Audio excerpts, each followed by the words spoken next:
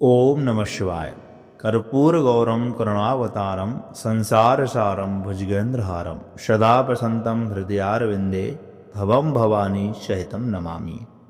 प्रिय दर्शकों, आपका अपने YouTube चैनल में बहुत बहुत हार्दिक स्वागत है। आज की इस वीडियो के माध्यम से हम आपको सुनाएंगे सौम्य प्रदोष व्रत की कथा।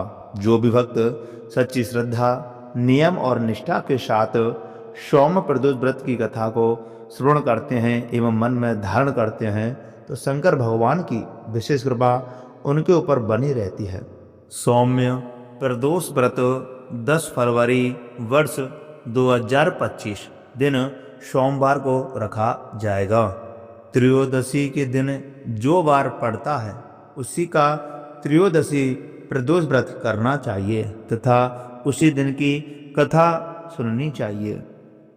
रवि, सोम, शनि त्रयोदशी प्रदोष व्रत अवश्य करें।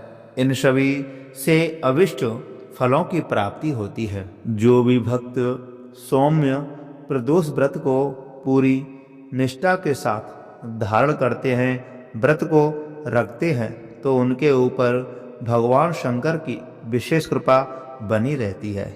एवं सौम्य प्रदोष व्रत धारण करने से ग्रह दशा अनुकूल बनी रहती है एवं सभी नवग्रहों की कृपा बनी रहती है।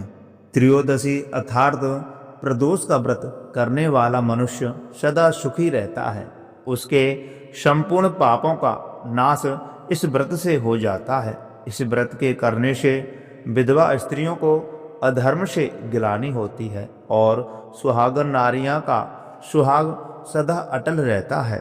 बंदी कारागार से छूट जाता है। जो स्त्री पुरुष जिस कामना को लेकर के इस व्रत को धारण करते हैं उनकी सभी कामनाएं कैलाशपति शंकर भगवान पूरी करते हैं। श्री सूत जी महाराज कहते हैं, त्रयोदशी का व्रत करने वाले को 100 गौदान का फल प्राप्त होता है। इस व्रत को जो विधि विधान और तन मन धन से करता है उसके सभी दुख दूर हो जाते हैं। तो सभी माताओं बहनों को 11 त्रयोदशी या पूरे साल की 26 त्रयोदशी पूरी करने के बाद ही अपने व्रत का उद्यापन करना चाहिए, तभी आपको पूर्ण फल प्राप्त होता है। और विशेष चीज का यह ध्यान रखना चाहिए कि आप जो भी अपने व्रत का उद्यापन आदि कर रहे हैं तो वह किसी ठीक ठाक आचार के नेतृत्व में होना चाहिए। किसी अच्छे आचार के नेतृत्व में कार्य करना चाहिए, तभी आपको पूरा पुण्यफल प्राप्त होगा। प्रदोषो रजनी मुखम के अनुसार सायंकाल के बाद और रात्रि आने के पूर्व दोनों के बीच का जो समय होता है उसे प्रदोष काल कहते हैं, प्रदोष बेला कहते हैं। व्रत करने वाले को उसी समय शंकर भगवान का पूजन अर्चन करना चाहिए। प्रदोष व्रत करने वाले को त्रयोदशी के दिन दिन भर भोजन नहीं करना चाहिए। शाम के समय जब सूर्यास्त में 3 घड़ी का समय शेष रह जाए तब स्नान आदि कार्यों से निवृत्त होकर के श्वेत वस्त्र धारण करके तत्पश्चात संध्या वंदन करने के बाद शंकर जी का पूजन प्रारंभ करना चाहिए। पूजा के स्थान को स्वच्छ जल से धोकर के वहाँ शंकर भगवान की मूर्ति स्थापित करें या आप मंदिर में जाकर के पूरे विधि विधान के साथ शंकर भगवान की पूजा अर्चना कर सकते हैं। सौम्य प्रदोष व्रत के दिन शंकर भगवान की षोडशोपचार के अनुसार पूजन करना चाहिए। इस दिन शंकर भगवान को पंचामृत से स्नान कराना चाहिए, शुद्ध जल से स्नान कराना चाहिए।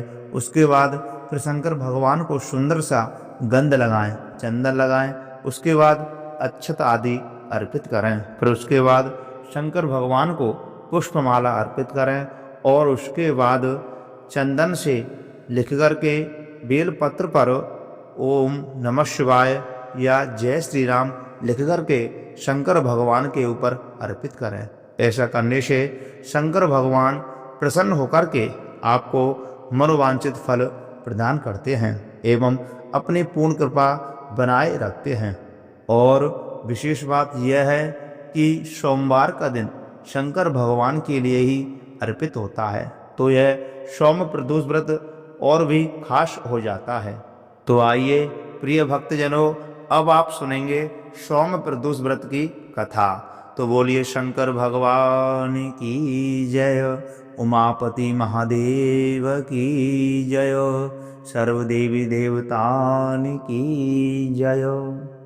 श्री सूत जी बोले, हे ऋषिवरों, अब मैं सौम्य त्रयोदशी व्रत का महात्म्य का वर्णन करता हूँ। इस व्रत के करने से शिव पार्वती प्रसन्न होते हैं। प्रातःकाल स्नान आदि करके शुद्ध पवित्र होकर के शिव पार्वती ध्यान करके पूजन का संकल्प लेना चाहिए, व्रत का संकल्प लेना चाहिए और उसके बाद सूर्यदेव भगवान को अर्घ अर्पित करें। ओम नमः शिवाय इस मंत्र का 108 बार जाप करें, फिर स्तुति करें। हे प्रभु, मैं इस दुख सागर में गोते खाता हुआ, ऋण भार से दबा हुआ, ग्रह दशा से ग्रसित हूँ। हे दयालु, मेरी रक्षा कीजिए, मैं आपका अनन्य भक्त हूँ। ऐसी मन में भावना लाते हुए शंकर भगवान का ध्यान करना चाहिए।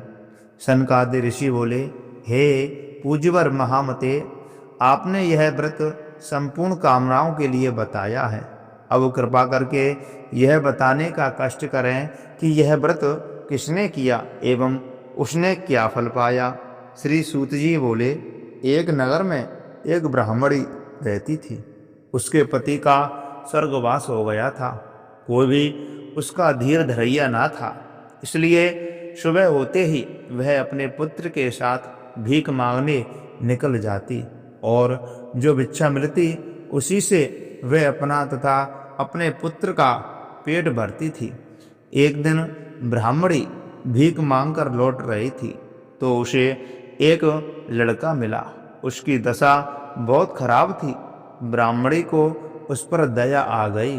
वह उसे अपने साथ घर ले आई। वह लड़का विदर्भ का राजकुमार था।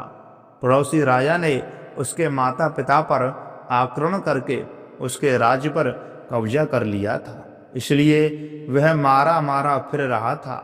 ब्राह्मणी के घर पर वह ब्राह्मण कुमार के साथ रहकर पलने लगा। एक दिन ब्राह्मण कुमार और राजकुमार खेल रहे थे। उन्हें वहां गंधर्व कन्याओं ने देख लिया। वे राजकुमार पर मोहित हो गई। ब्राह्मण कुमार तो घर लौट आया, किंतु राजकुमार अंशुमती नामक गंधर्व कन्या से बात करता रह गया। दूसरे दिन अंशुमान अपने माता पिता को राजकुमार से मिलाने के लिए ले आई। उनको भी राजकुमार पसंद आया। कुछ ही दिनों बाद अंशुमती के माता पिता को शंकर भगवान ने स्वप्न में आदेश दिया कि वे अपनी कन्या का विवाह राजकुमार से कर दें। फलतः उन्होंने अंशुमती का विवाह राजकुमार से कर दिया। ब्राह्मणी को ऋषियों ने आज्ञा दे रखी थी कि वह सदा प्रदोष व्रत करती रहे। उसके व्रत के प्रभाव और गंधर्व राज की सेनाओं की सहायता से राजकुमार ने विदर्भ से शत्रुओं को मार भगाया और अपने पिता के राज्य को पुनः प्राप्त करके वहां आनंद पूर्वक रहने लगा। राजकुमार ने ब्राह्मण कुमार को अपना प्रधानमंत्री बनाया। राजकुमार और ब्राह्मण कुमार के दिन इस प्रकार ब्राह्मणी के प्रदोष व्रत की कृपा से भरे। उसी प्रकार शंकर भगवान अपने दूसरे भक्तों के दिन भी फेरते हैं। तभी से प्रदोष व्रत का संसार में बड़ा महत्व है। सनकादि ऋषि सूत जी से बोले, कृपा करके अब आप मंगल प्रदोष व्रत की कथा का वर्णन कीजिए। तो प्रिय भक्तजनों, शंकर भगवान का यह प्रदोष व्रत बहुत ही महत्वपूर्ण एवं सभी कामनाओं को पूर्ण करने वाला है। जो भी भक्त सच्ची श्रद्धा, नियम और निष्ठा के साथ शंकर भगवान का यह प्रदोष व्रत धारण करता है या करती है, तो शंकर भगवान की विशेष कृपा उनके ऊपर बनी रहती है एवं उनका आशीर्वाद उन्हें प्राप्त होता है। तो प्रिय भक्तजनों, मैं आशा करता हूँ आपको यह कथा बहुत अच्छी लगी होगी। तो कृपा करके इस कथा को ज़्यादा से ज़्यादा शेयर करें, जिससे कि उन्हें भी यह पुण्यवर्धक जानकारी प्राप्त हो सके, कथा सुन सकें। बिगर कथा के यह व्रत अधूरा माना जाता है।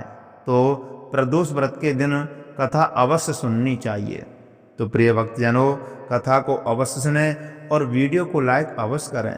अगर आप हमारे चैनल पर पहली बार वीडियो देख रहे हैं तो चैनल को सब्सक्राइब अवश्य करें और कमेंट बॉक्स में ओम नमः शिवाय अवश्य लिखें। तो प्रिय भक्तजनों, आप सभी को सौम्य प्रदोष व्रत की बहुत बहुत हार्दिक शुभकामनाएं एवं बहुत बहुत बधाई। जय श्री राधे, जय श्री कृष्णा, हर हर महादेव।